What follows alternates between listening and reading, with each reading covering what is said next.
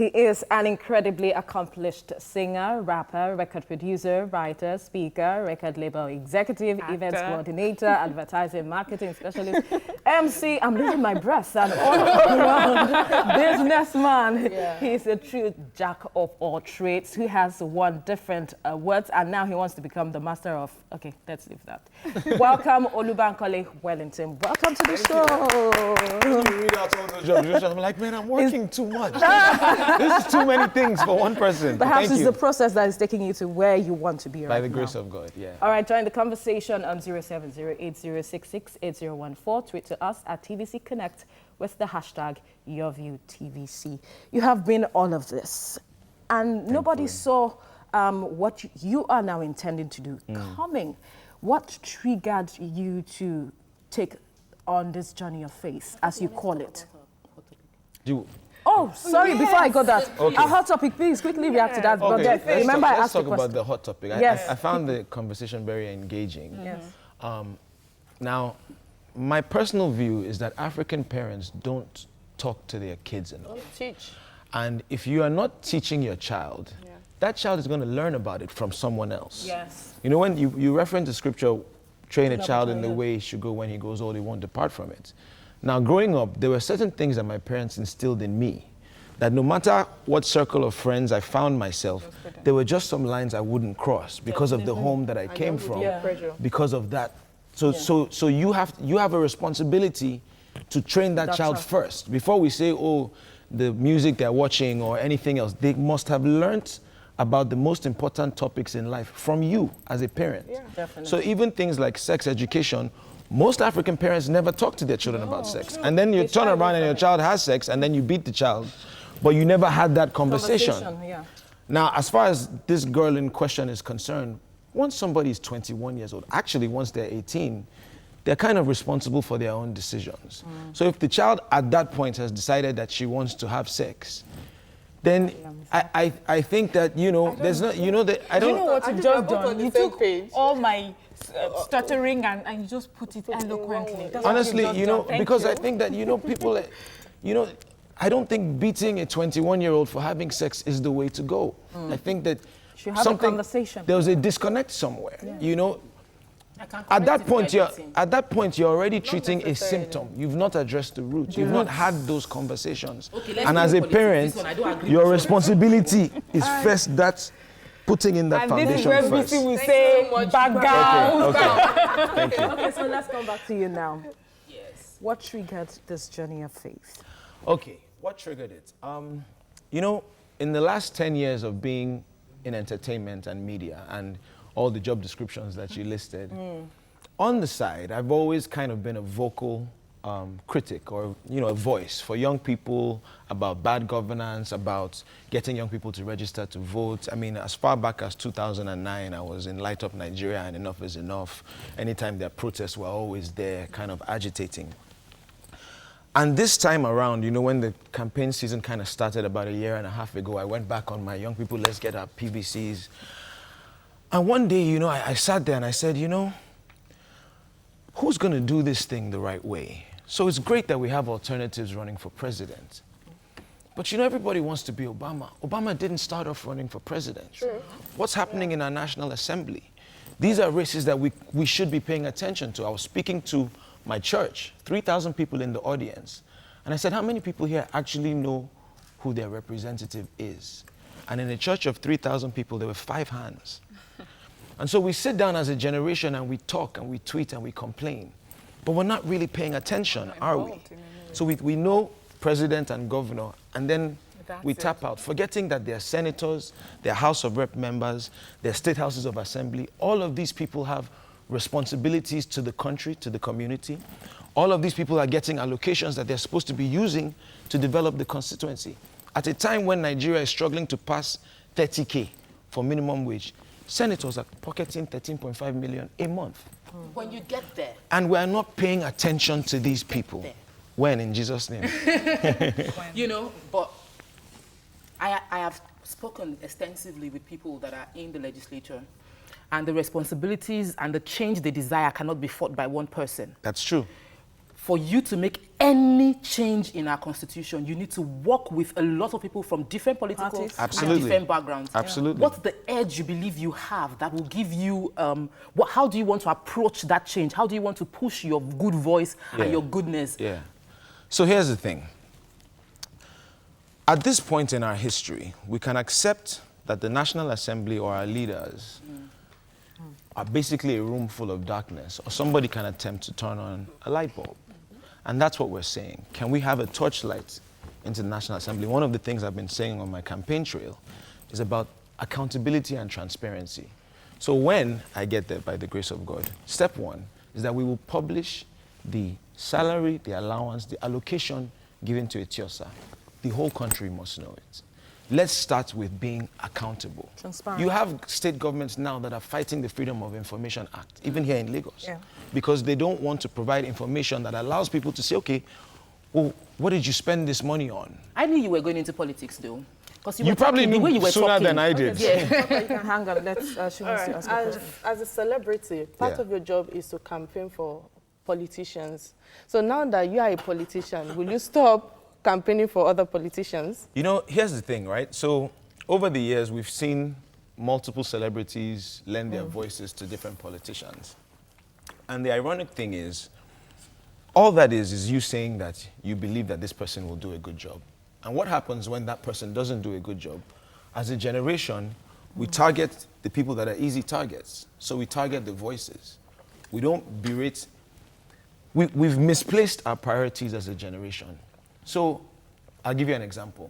Instead of Nigerians to tackle the corrupt politicians who it's in the news, what they've stolen, what they've done, we'll turn around and we'll berate Igalo for not beating Argentina with a goal. So for me as a voice, it was like, okay, I don't want to use my voice for anybody anymore. I want to use it for the ideas that I believe in, and I want to build a movement. You know my real goal? 2023, I want us to put 40 good legislators in the National Assembly. That would be nice. Because you know what? You put 40 good people in that assembly, Nigeria would change in one term. Good. So this thing is the beginning of that movement. We're showing young people that it is even possible, that you don't need a sponsor, you don't need a godfather, you don't need all of this. We just need our voices. Can we, for the first time in our generation, stand together on one and speak with one voice and say, this is something that we can do if we put ourselves together. I'll take you up on that, the stand together later on. Okay. Go ahead, Miriam. So you've answered all the questions I would have asked, and you speak so well, you know, so people like you would stand anywhere and you speak and people would just enjoy it. Amen. So, so that's not the problem. So I know you have the good ideas. I know you can pass your points across eloquently. But the thing is, for people like you, I think the real challenge will be when you get there and you're not doing right, and people, would you allow to be recalled? Because we have a lot of you now to be criticized, to be recalled, to be called out. Let's talk about that. First of all, as far as I'm concerned, I'm probably the one person entering politics with no room for error. Because my career, my reputation, everything that I've built, my wife's reputation is on the line, right? Because let's say I get in there and I flip and I become corrupt. Number one, we need to become a one-term government country until we get people that deserve a second go-around. So we did it in the last election. So you're ready to do a term? Absolutely. Okay. Because you should only get a second, government is not automatic. You only get a second term if you perform, if you do what you said that you will do. If you don't, then let's remove you. And here's the thing. Let's say I go in there and I change my mouth. Am I going to come back and sing a song and people will listen to it? They're doing it all the time. It happens. This is what happens already. You just be part of the regular Nigeria. Here's the thing. The difference is that people who have gotten into office, and this is why we intentionally chose MDP. We started our own party. We didn't come in off the back of any existing party base, because you come in off of that, then it's the godfathers or whoever is in charge of that party that mobilizes the base to get you in there, and those people are still in control of your destiny. If we get into office, when we get into office, it will be because the young people of Nigeria decided to stand behind us. There's been several talks about, you spoke about Stand Together. Now, there's been several talks about a third force and all of that, and we saw how things went on. And those that also have tried to, push for this change. Also, things don't seem to we seem to be having different focus and all of that. How much support have you garnered so far to ensure that you see Etiosa, you know your contenders, and people see it as a challenge? How much support have you gotten? So it is very much a challenge. It is very much an uphill task. It is very much a battle. But you start somewhere, and we've decided to start here and to start now. Now, there are people that are standing with us. For instance, you guys are all invited. We have a concert on Sunday. It's called the Stronger Together Concert. And anybody who's watching, you can go to my Instagram or my social media to register to attend. It's a free concert if you have your PVC. Oh. And at that, yes. and at that concert, you'll see some of the biggest names in entertainment, movies, music, comedy. You're using what you have. They're all standing with us to push this message through. And the goal here, really, is to inspire this generation to show that these things can be done. That listen, God never needs the whole country to believe. He just needs somebody to step out in faith. And that's what we're trying to inspire generations. We can do this. Let's step out in faith. Let's try. I can live with trying and failing at something. I can't live with not trying. And we've talked about our issues as young people forever. Let me so when do we move past talking to doing something? The area you want to represent has the good, the bad, the ugly. The people that vote in your area are the people that don't speak English or send all this your phone. Their focus is on, we know the structure about it.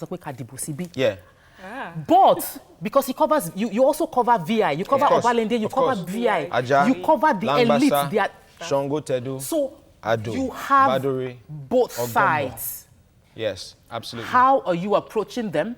One, how are you going to convince the elite that they have planned the movies they want to watch on that election day to leave that and come out and meet you? And how are you approaching them one-on-one? How are you getting them involved? Okay, so as far as, let's tackle both sides, the grassroots, right, and the elites. As far as the grassroots are concerned, and in fact both sides, we've spent almost every free day in the last 3 months in the community. When I live here, I'm going to Takwa Bay. Yesterday we were in Aja, we've been in Ilaje, we've been in Ogombo, we've been in Ado. We're having town halls with the community and sitting down with these people. And you're right. Normally, those people operate with stomach infrastructure. So they just expect every 4 years a politician comes along, waiting you bring come. By the time we finish sitting with them... You got that right? Of course, no, what? No, but when we approach, that's the first thing they ask. Oh, if you know come share money, we no go hear you. But by the time we finish conversations with them, we say, listen, this 1K and rice that somebody gives you, how long does it last you? Okay, you tell us more about that when we return from this break. I know you're flowing, right? But we need to go on break. I was about to bring it. Join the conversation when we return. Stay with us. Welcome back to Your View.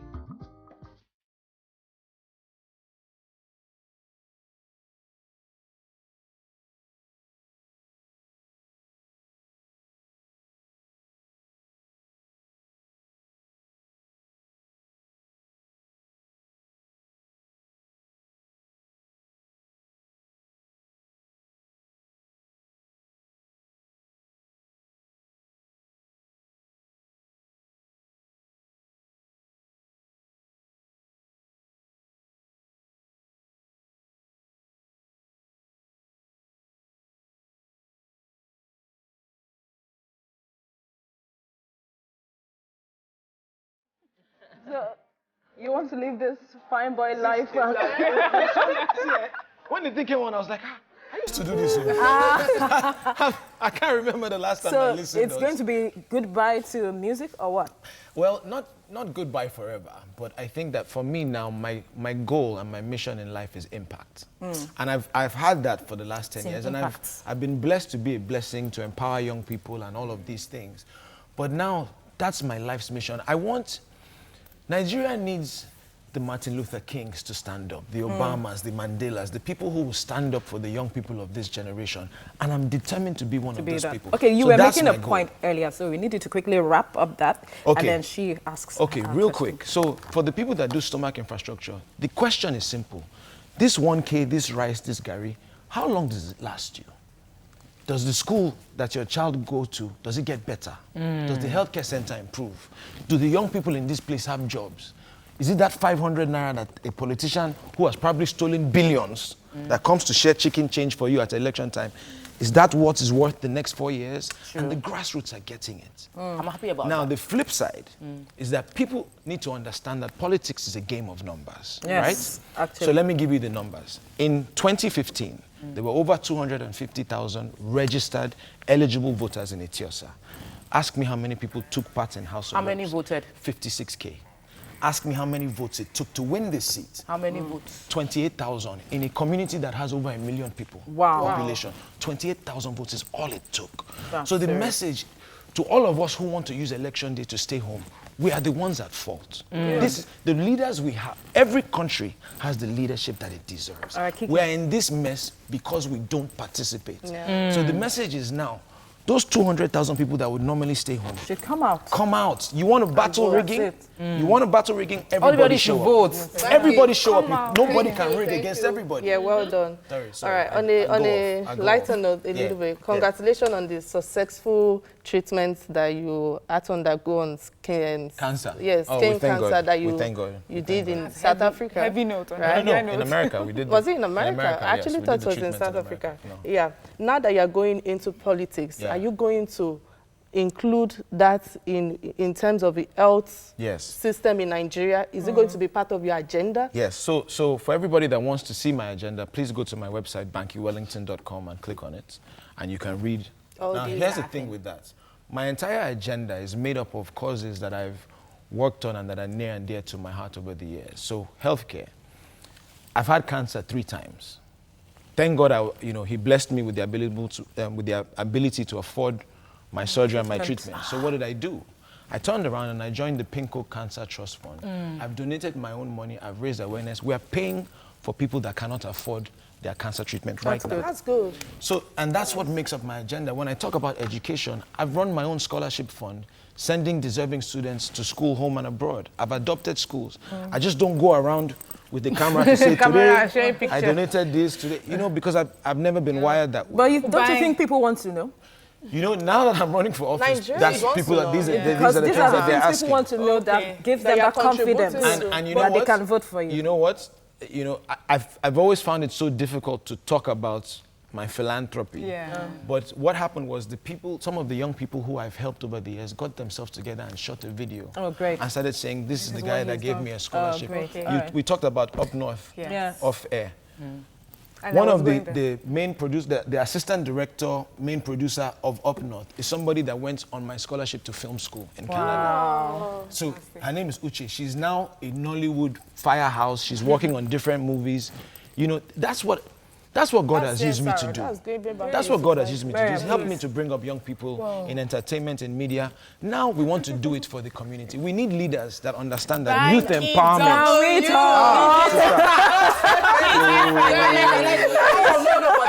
I need a whole new show.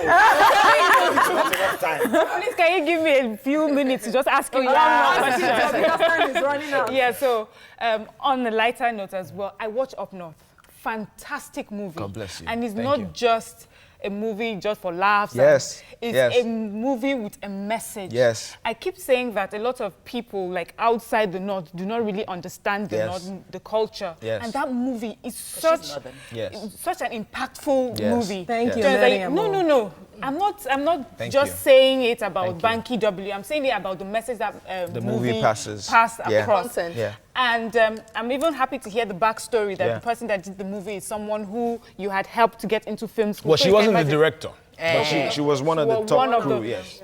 So I'm saying that those kind of movies, they also make an impact. Sometimes people will think that I have to only be in politics to make an impact, but you can be as an entertainer, as an actor. I'm looking at the time. You've been talking. No, so just ask the question. So because we are running out of time. Because you see, there is there was a major issue with working together and team building. Yeah. So you know that there is a party that is fielding a fella that we love. Yeah.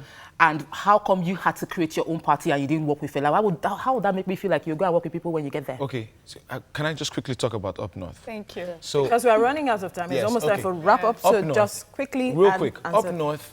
People think that it's a comedy about NYSC. It's not. It's a film about... Unfortunately. It's a film, well, I mean, it is a comedy about NYSC, but also it's a film about girl-child empowerment. My director was talking to me that we need to go now. We need to go. Okay. So baby, you just quickly touch Topper's question, quickly, and we wrap up. Question, we intentionally did MDP because we feel like the focus of our generation needs to be starting small.